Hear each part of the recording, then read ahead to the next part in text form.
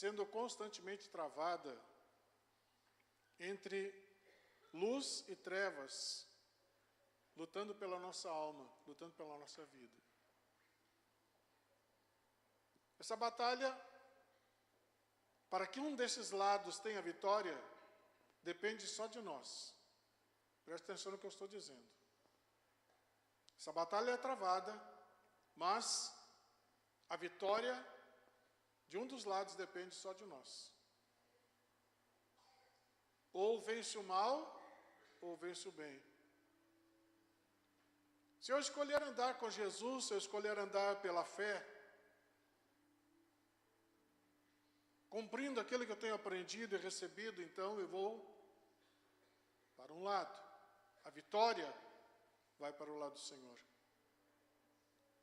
Mas, se a pessoa escolher o lado mal da vida, o lado das trevas, da escuridão, do pecado, da iniquidade, então a vitória será lá do outro lado. Eu já contei aqui a história de um senhor, um cidadão, lá nos Alpes peruanos. Ele morava bem em cima de um daqueles montes, isolado. E quando tinha aquelas brigas de cachorro, conhecia como rinha de cachorro, então eles desciam, e ele sempre sabia qual cachorro ia ganhar, então ele apostava sempre naquele cachorro. E todas as rinhas ele ganhava.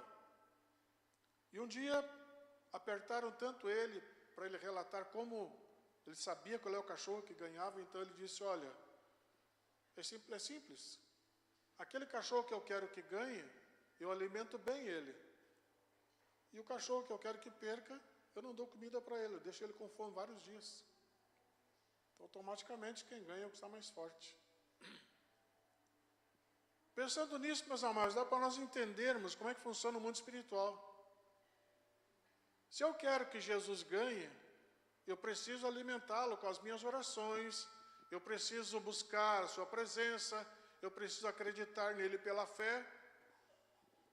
Mas se a pessoa alimentar o outro lado, com atitudes erradas, com pecados, decisões erradas, ele vai ficar mais forte. Então quem vai ganhar a batalha?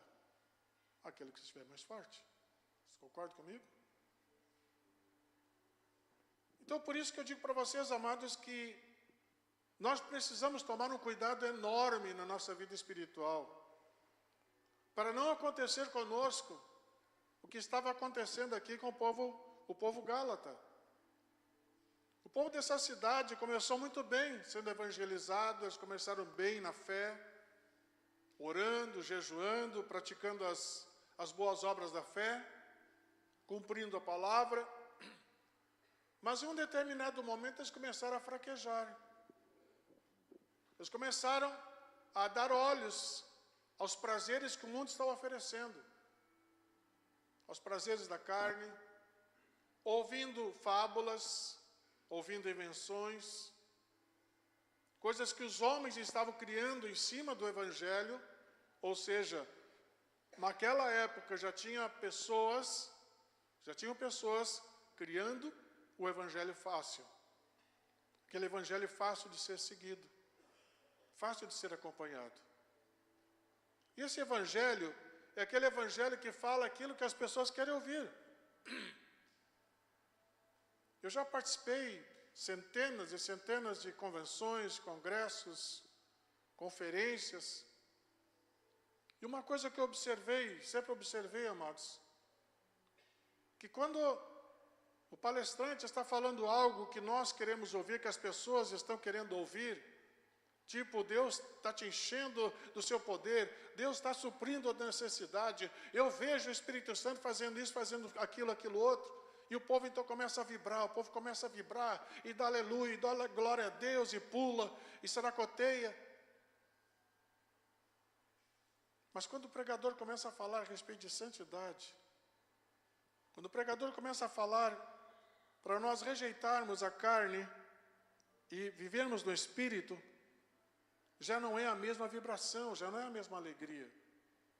A maioria das pessoas ficam sentadas, observando, cuidando. Muitos estão prestando muita atenção, outros já não estão prestando tanta atenção, porque não é um assunto que me agrada. Falar sobre compromisso com Deus não é assunto que me agrada, eu não tenho interesse nisso. Eu gosto quando o pastor sobe lá na frente e começa a dizer: Jesus está curando nesse lugar. Aí eu estou bem, aí Jesus está presente. Jesus está aqui. Mas se fala a respeito de perdão, de nova vida em Cristo, aí não me serve. Então os Gálatas estavam vivendo esse processo. Eles começaram a receber a palavra de Deus, começaram a viver essa palavra, mas começaram a esquecer de um detalhe importante, irmãos. O verdadeiro amor de Deus sobre as suas vidas. Olha aqui para mim, entenda o que eu vou dizer, amados. Quando eu reconheço o amor de Deus na minha vida, eu não tenho prazer nas coisas erradas. Dá para entender isso, irmãos? Eu não tenho prazer nisso. Não estou dizendo que tu nunca mais vai pecar, tu vai viver uma vida assim, regrada, 100% maravilhosa. Até porque se tu viver 100% sem erro, sem pecado, Jesus vem te buscar, com certeza. Ele vai te levar. Mas só que tem um detalhe, irmãos, tem uma diferença muito grande na nossa vida. Nós não temos prazer nisso. E quando em algum momento nós tomamos uma decisão errada, tomamos uma posição errada, a nossa consciência começa a ficar pesada, nossa vida fica pesada, nosso coração fica pesado, e nós entendemos que só tem um caminho: me arrepender e voltar aos pés do Senhor e pedir perdão pelo meu pecado. Amém, queridos? Para aquele que sabe o tamanho do amor de Deus sobre a sua vida, eu não estou dizendo que ele vai passar 24 horas, 365 dias no ano sem fazer nada de errado, mas se ele em algum momento tropeçar, a palavra diz: temos um advogado junto ao Pai. Amém, amados? Que vai interceder por nós. Mas eu preciso ter o meu coração voltado ao Senhor. A minha identidade em Cristo, ela é muito importante. Eu tenho que saber quem eu sou em Cristo Jesus. Eu já sou um vencedor? Já sou um liberto? Já sou transformado? Eu preciso saber qual a minha identidade em Cristo Jesus. Mas agora Paulo está exortando quanto à necessidade de viver a essência do verdadeiro evangelho de Cristo. Não é o evangelho de homens, criado pela imaginação de ninguém, mas origina-se através do poder de Deus em nossas vidas. Sabe, amados, eu já vi, durante esses anos, várias e várias igrejas, vários e vários agrupamentos de pessoas se dizendo estar ali em nome de Jesus. Mas quando tu vai tomar conhecimento do que está acontecendo, tu fica um tanto abismado. A pastora Sandra lá vai lembrar de uma igreja que tinha lá perto da nossa igreja. Jesus Cristo dá pau no diabo. Lembra? Jesus Cristo dá pau no diabo. Olha o nome da igreja.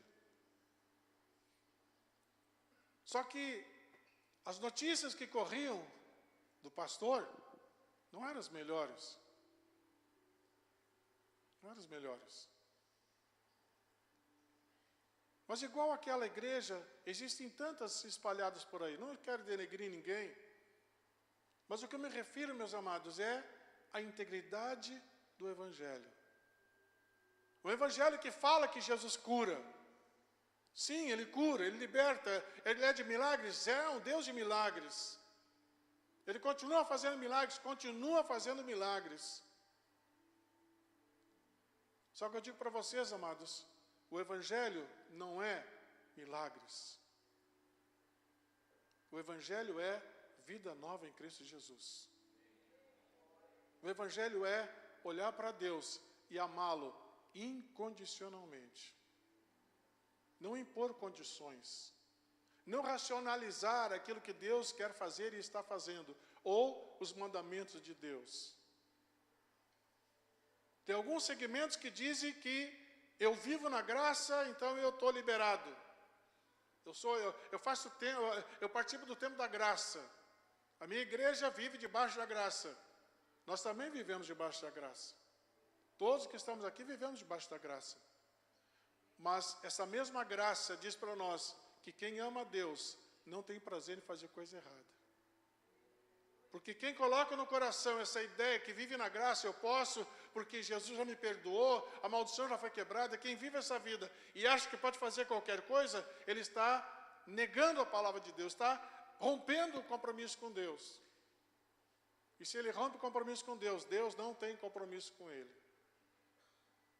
E essa é uma verdade, irmãos. Enquanto eu tiver compromisso com Deus, ele tem compromisso comigo. Mas se eu romper esse compromisso, acabou. E aí? Quem vai me segurar? Quem vai me sustentar? Porque Deus, ele é bondoso, ele é amoroso, mas ele é justo. Vocês concordam comigo? Ele é justo. Na verdade, Paulo conclamava os Gálatas para que voltasse a viver uma vida conectada ao Espírito de Deus, de modo algum se afastassem do Senhor. Sabe, amados, essa tem sido a tônica das minhas pregações, já há muito tempo, muitos anos. Para mim, palavra significa ensinar a igreja a viver o seu dia a dia com Cristo. O seu dia a dia, o seu momento a momento tem que viver com Cristo. Seja dentro da igreja, seja fora da igreja, seja lá naquele ambiente em que a maioria não é crente, a maioria faz coisa errada, fala coisa errada. Então, amados, nós precisamos saber quem nós somos nesses ambientes. Quando eu estou longe dos olhos de Deus, longe dos olhos do pastor, dos membros da igreja, onde ninguém me conhece, quem eu sou naquele momento. Está entendendo isso, irmãos? Sim ou não? Amados, não é o suficiente eu estar sentado no banco de uma igreja, na cadeira de uma igreja, não é o suficiente, irmãos. Isso é uma parte de uma vida com Deus. Mas existe outra parte, existe outro lado, que é o meu dia a dia na presença do Senhor. Vivendo o meu dia a dia com o Senhor. A igreja dos Gálatas havia se esquecido do que era oração, do que era jejuar, o que era ler a palavra, conhecer a palavra, o que era praticar as boas obras, praticar a generosidade, a bondade. Eles tinham esquecido tudo isso. Eles estavam correndo apenas atrás das bênçãos. Eu louvo ao Senhor, porque a nossa igreja, ela não prega só as bênçãos. Nossa igreja fala das bênçãos, nossos pastores falam das bênçãos, mas também falam do compromisso com Deus. Também falam que para que as bênçãos sejam abundantes sobre a nossa vida, o meu compromisso com Deus precisa ser honrado. E é isso, meus amados, que vai fazer a grande diferença quando eu realmente honrar o Deus que está sobre a minha vida. Eles estavam abandonando a vida no Espírito para viver mediante o fascínio das coisas que o mundo oferecia. Sabe, amados, eu vi, talvez alguém tenha visto também um vídeo, em que o cara chegava com o microfone, as pessoas iam caminhando na rua, e ele interrompia a pessoa, escuta, o que tu prefere? 10 minutos com Jesus ou 5 milhões na conta? 5 milhões na conta. Perguntou para várias pessoas, todos eles falaram a mesma coisa. 5 milhões na conta. 10 minutos com Jesus, o que vai me resolver? Vai me resolver 5 milhões na conta. Sabe, irmãos, eu fiquei pensando sobre aquilo. E nós vivemos hoje uma geração que está sendo dirigida por Mamon. Mamon é um Deus consumista, é um demônio consumista, um demônio que leva as pessoas a correr atrás da prosperidade, correr atrás de dinheiro. Eu quero dinheiro, eu preciso mais dinheiro, eu tenho, consegui, eu tenho. E as pessoas então, elas entram num frenesi tão grande por dinheiro, que muitas vezes esquece de Deus. Muitas vezes esquece do Senhor. E muitas vezes pessoas se envolvem tanto nos seus trabalhos. Não estou dizendo que não tem que trabalhar, tem que trabalhar sim. A Bíblia diz que quem não quiser trabalhar, que não coma. Né? Quer trabalhar, não coma. É fácil. Mas se envolver no trabalho de tal maneira que esse trabalho me tire da presença de Deus, me tire dos compromissos da casa do Senhor, me tire dos cultos. Porque quando a gente entra naquela porta lá, meus amados, entenda uma coisa, nós entramos ali para oferecer algo a Deus. Mas tem muito crente que entra ali esperando o que Deus vai oferecer para mim. Por isso que diz, é culto. Culto a quem? Culto a Deus. Então eu venho oferecer o meu culto a Deus. Depois que eu estiver oferecendo o meu culto a Deus, as coisas poderão acontecer sobre a minha vida sim, pela imensa misericórdia do Senhor e pela sua fidelidade, honrando a sua palavra. Mas quando eu entrar naquela porta, eu tenho que entrar dizendo, Senhor, eu vim aqui oferecer o meu culto ao Senhor. A hora que estiver cantando, eu vou oferecer o meu melhor louvor, eu vou tirar lá de dentro da minha alma, nada vai me distrair, eu tenho que dar tudo para Ti, Senhor. Quando eu estiver sentado e o pregador estiver usando a palavra, eu vou estar observando, cuidando, anotando tudo que eu posso anotar, para que depois eu possa meditar novamente em cima daquela palavra que o pregador está falando. Estão entendendo isso, irmãos?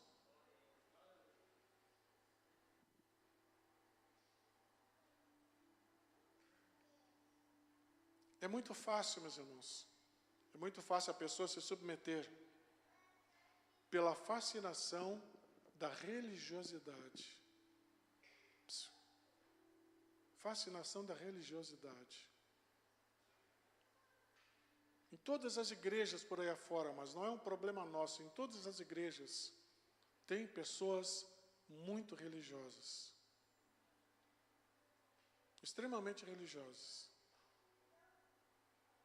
Já esqueceram quem é Cristo. Já não vive uma vida de adoração a Cristo. Já não vive uma vida na dependência de Deus. Mas tornou algo mecânico. Sai de casa, vem para a igreja, senta, assiste o culto, levanta, vai embora. Tornou-se uma coisa mecânica. Mas e durante a semana que não tem culto? Nos dias que eu não posso vir no culto, como é o meu sistema de vida diante de Deus? Se a pessoa é uma religiosa, não vai acontecer absolutamente nada. Os Gálatas tinham se tornado um povo religioso.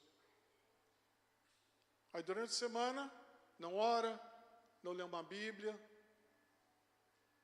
não faz um jejum, não conversa com Deus, não pratica as obras da palavra, não é uma pessoa bondosa, não é uma pessoa amorosa, não exerce o amor com ninguém, não fala de Jesus para ninguém, não fala do amor de Deus para ninguém.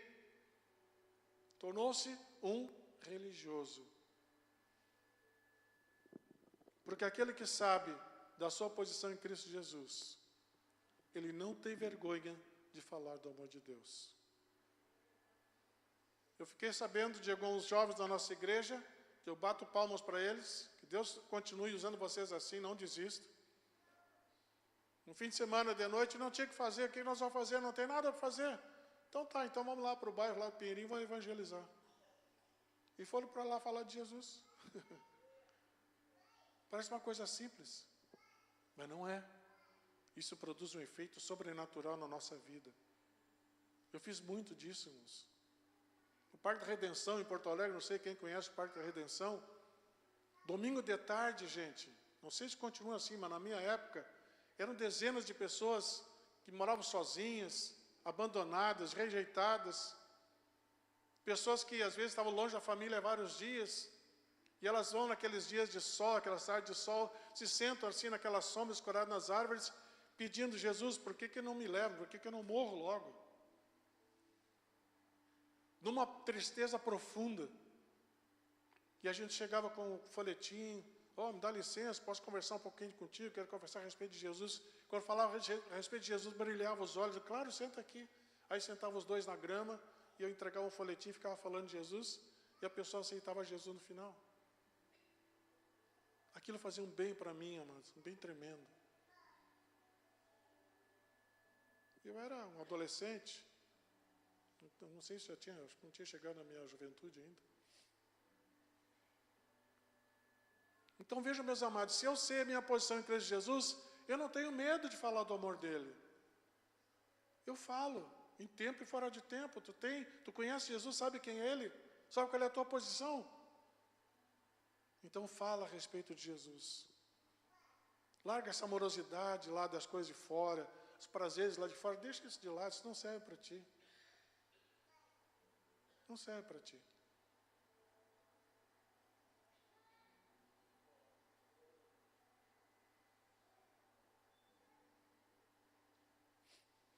Se existe uma coisa, meus amados, que Satanás ele faz com muita maestria, é tirar a pessoa do foco. Ele é muito bom nisso, irmãos. De fazer com que a pessoa se desvie. Jesus Cristo está ali, mas eu estou indo bem, estou indo na direção de Jesus, estou caminhando na direção dele. Mas Satanás ele é muito esperto, ele é muito astuto. E se eu não estiver vigiando, o que ele faz? Eu começo a tirar a minha atenção de Jesus e eu começo a observar outras coisas. Eu começo a ver outras coisas que não me interessam, que não é bom para mim, que não fazem parte da minha vida. E de repente a pessoa, quando ela percebe, ela está tão longe de Jesus, que ela já não enxerga mais Jesus. Ela não enxerga mais o Senhor.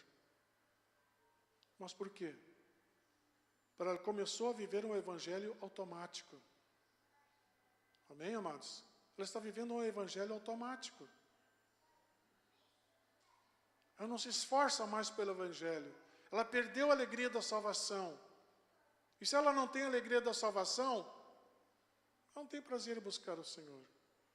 Não tem prazer em andar com Jesus. Eu tenho que estar na igreja sim, amados. É um compromisso meu estar na igreja. Alguém disse que não precisava estar na igreja para andar com Jesus. Erro. Erro. Erro do diabo. Eu preciso da igreja sim. Eu preciso da igreja sim. Porque aqui é o momento em que todos se juntam, todos se unem. E aqui nós podemos fazer uma grande fogueira espiritual, que é um grande fogo espiritual. Porque se tiver fogo, um palitinho, é um tipo de fogo. Mas uma caixa de fósforo inteira, bota fogo em todos, dá um fogo bem maior. Então nós precisamos da igreja sim, para receber cobertura, para receber oração, para receber palavra. Precisamos da igreja.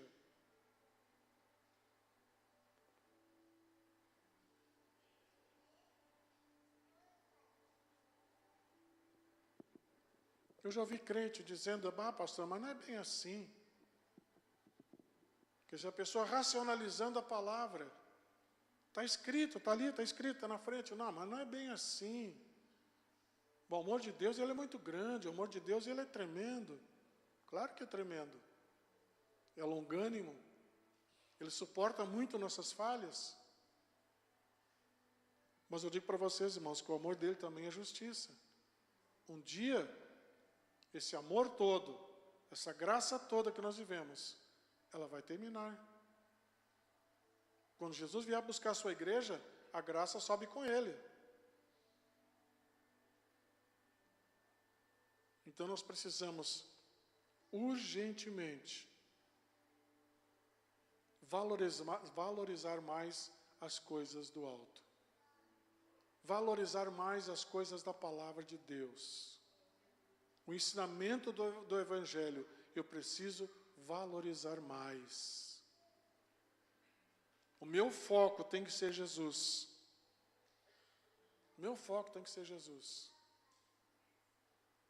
Não tem outra coisa aqui na terra que seja mais importante que Jesus Cristo, irmãos. Porque tudo dessa vida é passageiro. Tudo que tu imaginar aqui na terra que tu pode ganhar, tudo isso é passageiro. Por melhor que seja a tua vida aqui na terra, é passageiro. Mas a graça de Deus não será, não. Na tua vida ela vai permanecer eternamente. O amor de Deus sobre a tua vida, ele é eterno.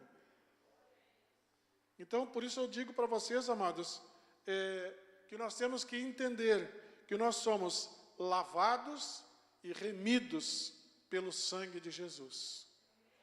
O nosso pecado já foi perdoado lá na cruz. Quando nós aceitamos Jesus, nós fomos lavados, transformados. Então nós não podemos voltar à velha criatura. Nós não podemos fazer como porco. Não estou chamando ninguém de porco, por favor. É só uma comparação. Mas tu pega um porco, dá um banho nele, passa perfume, deixa ele bonitinho. Deixa ele limpinho e cheiroso. Tu solta ele, ele sai correndo. Onde tiver um banhado, ele vai e se soca no banhado de novo. Não vamos fazer que nem o porco, irmãos.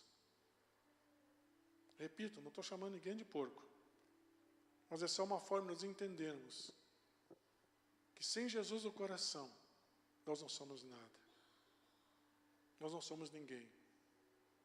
Sabe, queridos, se nós olharmos que antes de conhecer Jesus, nós estávamos condenados ao inferno. Vou repetir. Antes de conhecer Jesus, nós estávamos condenados ao inferno. E quando nós aceitamos como nosso Salvador, o nosso caminho mudou radicalmente. Já não está mais em direção ao inferno, agora está em direção à graça. Está em direção à salvação. Amados, se eu pensar nisso, se eu só pensar nisso, eu tenho que ser uma pessoa mais do que agradecida ao Senhor. Eu tenho que ter gratidão eterna pelo Senhor. Olha da onde Ele me livrou. Eu sei para onde eu vou. Vocês sabem para onde vocês vão. Amém? Quem aqui sabe para onde vai? Quem sabe? Aleluia. Uns ainda estão meio indecisos, né? Quem sabe para onde vai com Jesus? Olha aí, ó. Amém, amados? Dê um aplauso bem forte para Ele.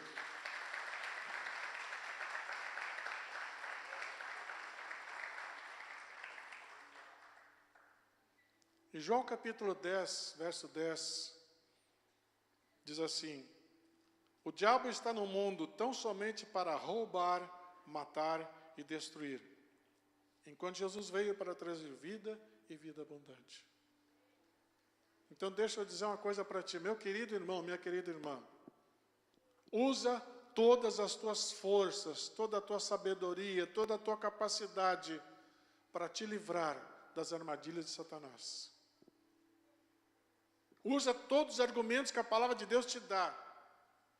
Todas as armas que a palavra de Deus te dá.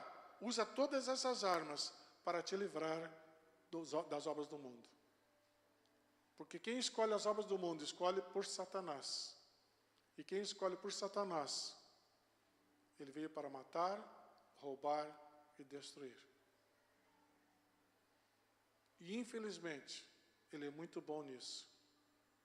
Ele rouba, ele mata, ele destrói. Quantas pessoas que nós infelizmente já conhecemos dentro das igrejas e que hoje estão vivendo uma vida que não querem sequer que fale de Jesus para elas. Sequer quer que fale sobre Jesus para elas. Por quê? Porque ela permitiu que Satanás entrasse na sua vida. Um dia, ela começou a viver somente aquilo que a carne lhe oferecia. E a religiosidade fez com que ela achasse que estava tudo bem. Presta atenção nisso, irmãos. A religiosidade fez com que ela achasse que estava tudo bem. E eu digo para vocês, irmãos, que não está tudo bem, não. Qualquer pessoa que se afastar para a direita ou para a esquerda, não está tudo bem. Jesus ele está ansioso, com os braços abertos, sempre nos aguardando, sempre nos esperando, para nos dar o seu melhor. O melhor dele Ele quer colocar sobre a nossa vida. O melhor da sua promessa, o melhor do seu cuidado. Ele quer oferecer isso para nós. Ele quer que, quando eu saio daquela porta da igreja, eu saio daqui forte, espiritualmente forte, Como disse o pastor Jeff quando ele veio lá da conferência, ele veio cuspindo prego. Eu já conhecia que ele vinha dessa conferência mastigando prego. Então, o crente, quando ele termina um culto, ele sai da porta ali, ele tem que sair daqui fortalecido. Ele tem que sair dizendo: Satanás, sai do meu caminho, porque aqui vai em vitorioso, em nome de Jesus. Não te atravessa no meu caminho, porque eu tenho Jesus como meu guia, a minha fortaleza, o meu general. Através dele eu sou mais que vencedor. Eu não fui criado para derrota, eu não fui criado para ser maldito. Presta atenção nisso, amados. Nós não fomos criados para ser malditos. Se nós olharmos a palavra, nós vamos ver que Jesus se fez maldito em nosso lugar. Ele se fez maldito por nós. Então, eu não posso voltar para essa maldição. Antes, sem Jesus, eu estava condenado ao inferno porque eu era maldito. Mas hoje, através de Jesus, eu sou bendito. Bendito do Senhor. E se eu sou bendito do Senhor, a vitória já é minha para a glória do Senhor. Amém, amados? Essa é a realidade que está reservada para a igreja de Jesus Cristo. Ver o impossível tornar-se possível através da fé. Deixa eu dizer uma coisa, amados. O Deus que nós servimos é o Deus do impossível. Esse é o Deus do impossível. Aquilo que para nós parece impossível, para Deus é possível. Agora, presta atenção. Esse Deus do impossível, Ele está do teu lado. Olha que coisa tremenda, irmãos. Esse Deus, Ele anda contigo, Ele está contigo. Ele está mais perto que a tua respiração, está lá dentro de ti. Valoriza isso, meu irmão, minha irmã, valoriza a presença de Deus na tua vida. Dá valor para isso. Honra o Senhor por essa causa, por essa situação tão tremenda. Quando Deus chamou Abraão, Ele lhe fez promessas. Deus disse para Abraão: "Sê tu uma bênção." E eu meditando sobre essa palavra, porque eu sou descendente de Abraão espiritualmente. Vocês são descendentes de Abraão espiritualmente. Então essa palavra que o Senhor liberou para Abraão, "Sê tu uma bênção", é uma palavra que Deus está liberando para nós hoje. O Senhor está dizendo para ti: "Sê tu uma bênção." Seja uma bênção para você mesmo, seja uma bênção na sua casa, uma bênção lá no seu trabalho, aonde você estiver, seja uma bênção. As pessoas têm que sentir o cheiro de Cristo na tua vida. As pessoas chegarem perto de ti têm que sentir o cheiro de Cristo. O aroma de Cristo tem que estar na tua vida. Seja uma bênção. Seja uma bênção. Onde tu estiver, seja uma bênção. Ser uma bênção, meus amados, é saber que eu não posso mais murmurar. Eu não tenho que murmurar mais. Pois o peso da condenação, da enfermidade, o jugo que estava sobre mim, todos foram carregados por Jesus. Então todos esses fardos foram carregados. O que eu tenho que fazer? Pela fé, orar ao Senhor e buscá-lo incessantemente. E eu vou ver o Deus do impossível se manifestando na minha vida. Eu vou ver o Deus do impossível se manifestando nos meus negócios.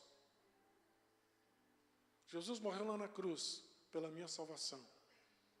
Jesus morreu lá na cruz pela tua salvação. E Jesus passou a fazer parte da tua vida. Mas tem crente que hoje não está valorizando essa presença de Jesus na sua vida, porque ainda continua tomando decisões erradas. Olha para Jesus e tome decisão. Eu vou valorizar a presença do meu Deus que está na minha vida. Se a Bíblia diz que Ele está mais perto, que a minha respiração está dentro de mim, eu vou valorizar isso. E eu vou valorizar da melhor forma possível. Eu vou fazer todo o esforço possível para não desonrar esse Deus, para não desonrar esse Jesus, porque eu sei que Ele me ama. Ele é um Pai amoroso. E eu não vou fazer coisa errada, porque eu não quero desonrar o meu Deus. Eu não quero desonrar esse Pai maravilhoso, esse Pai tremendo. Amém, queridos?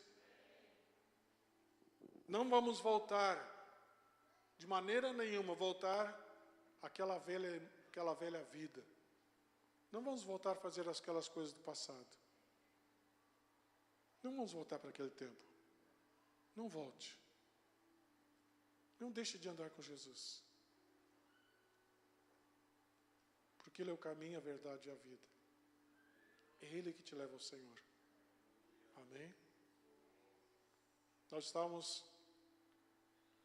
estávamos num velório e de repente uma pessoa que estava junto ali, sem perguntar se podia ou não podia, levantou e começou a convidar as pessoas para rezar o terço. Tudo bem, é um ensinamento que eles têm. Mas ao menos podia ter perguntado se podia, né? Aí rezaram lá umas Ave Maria, mais algumas rezas lá. E os familiares lá fora indignados. Pastor, mas não, calma. Quando chegar a hora, eu pegar minha Bíblia, eu vou lá e me posiciono. Ele vai ver que então encerrou o tempo dele. Mas não, antes de chegar a nossa hora, ele encerrou o terço. Mas eu lá fora estava pensando o tamanho do engano que as pessoas colocam no coração dos homens. O tamanho do engano. Alguém vai dizer, pastor, mas eles foram ensinados assim. Sim, mas tem uma Bíblia, por que eles não leem a Bíblia? Quem lê a Bíblia vai entender a verdade do Senhor.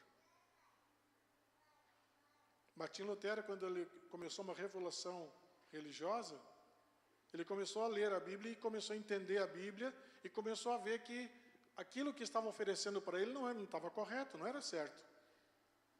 E ele então foi criando as suas teses, contrariando aquilo que a igreja estava ensinando. Então, meus amados, a falta de conhecimento é o que leva as pessoas a pecarem.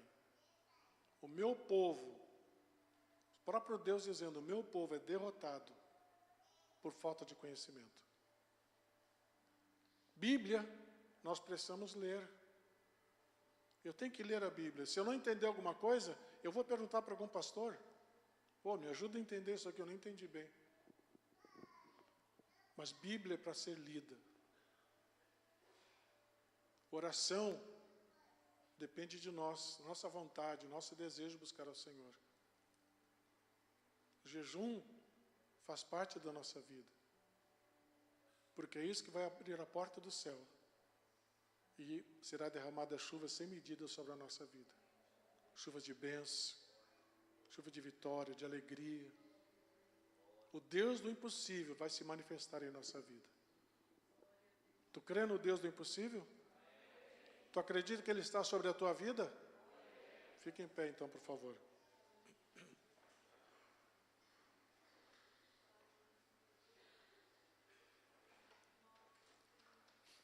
Eu afirmo para vocês que o Deus do impossível, Ele está na tua vida.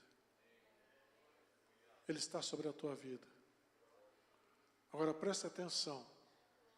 Tu que aceita isso, tu que aceita essa verdade, tu tem que valorizar essa presença na tua vida. Amém? Tu tem que valorizar a presença na tua vida.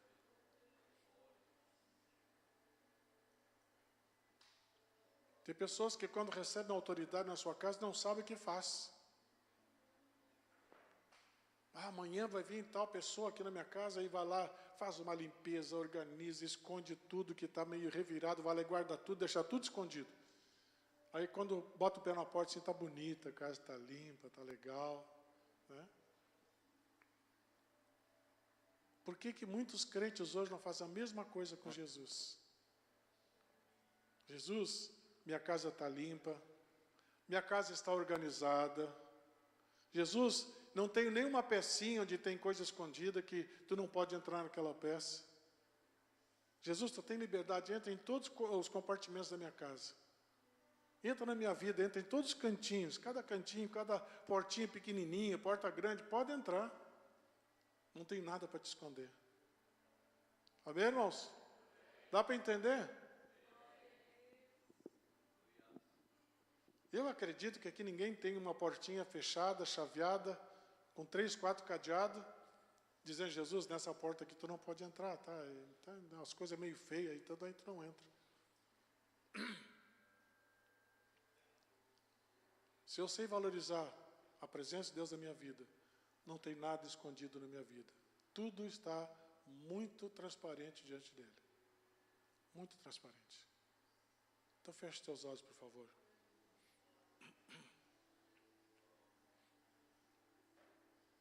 Nós precisamos aprender a deixar a carne para viver no Espírito.